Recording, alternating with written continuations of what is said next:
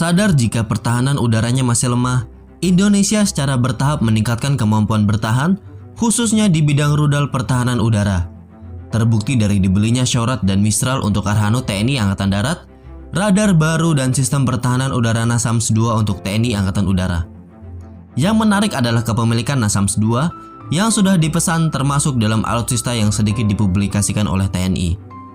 Pada tahun 2017 silam, Indonesia menandatangani kesepakatan dengan Norwegia untuk pengadaan sistem pertahanan udara Norwegian Advanced Surface to Air Missile System atau biasa disingkat NASAMS.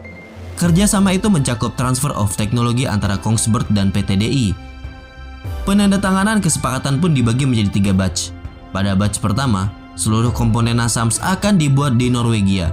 Dan pada batch kedua dan ketiga, barulah NASAMS bisa dirakit di Indonesia. Namun masalah kemudian muncul, di mana ada kabar kelanjutan akuisisi NASAMS batch kedua belum bisa dilanjutkan oleh pemerintah Indonesia. Entah apa alasannya sehingga ini ditunda, karena sebenarnya proses pengadaan batch kedua sudah dimulai sebelum pandemi COVID-19. Dengan nasib yang kayak digantung atau digosting, ini seperti hubungan kalian, Kongsberg pun mulai mempertanyakan keseriusan Indonesia dalam program kerjasama ini. Pihak Kongsberg menyatakan bahwa selama ini kerjasama terus berjalan dengan baik. Kami melihat bahwa kemampuan NASAMS untuk menjaga wilayah Indonesia adalah hal yang sangat luar biasa. Namun di sisi lain, kami juga sedikit bingung, mengapa sampai saat ini belum ada tanda-tanda program ini akan berlanjut. Belum ada jawaban resmi dari Kementerian Pertahanan terkait hal tersebut. Jadi tolong Pak, ini kita bikin program dengan orang luar negeri itu juga bawa nama baik bangsa ya kan?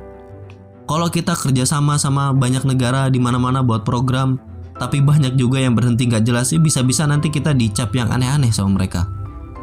NASAMS sendiri dipilih oleh Indonesia karena 2 hal, yaitu interoperabilitas penggunaan rudal ini dengan pesawat F-16CD dan sifat rudal ini yang dapat dimobilisasi menggunakan pesawat angkut C-130 Hercules. Sistem yang akan dioperasikan oleh TNI Angkatan Udara ini juga dapat difungsikan sebagai sistem pertahanan udara bergerak. Satu baterai NASAMS terdiri dari 12 peluncur rudal yang masing-masing peluncur dapat mengakomodir 6 rudal AIM-120C AMRAAM. Kemudian ada 8 radar, 1 pusat kendali tembakan, 1 kendaraan kamera elektrooptik, dan 1 kendaraan tactical control cell. Radar baru yang dapat dipasang di berbagai kendaraan memiliki catu daya sendiri dan dapat memproses serta mendistribusikan data secara mandiri. Radar ini memiliki spektrum frekuensi yang lebih luas dan kecepatan rotasi variabel yang telah ditingkatkan kapasitasnya untuk melihat dan mengikuti target. Setiap modul dapat secara otomatis menentukan posisinya dengan North Finder dan instrumen GPS-nya. Modul pusat kendali dapat dipasang pada berbagai macam kendaraan, sensor elektrooptik, dilengkapi dengan pengintai laser, kamera TV, kamera termografi yang ditingkatkan. Nah, dengan kemampuan NASAMS seperti ini, apakah kita harus menunda atau membatalkan pesanan batch kedua dan ketiga? Bagaimana menurut kalian? Cukup sekian dulu video kali ini. Silahkan sampaikan pendapat kalian di kolom komentar. Terima kasih.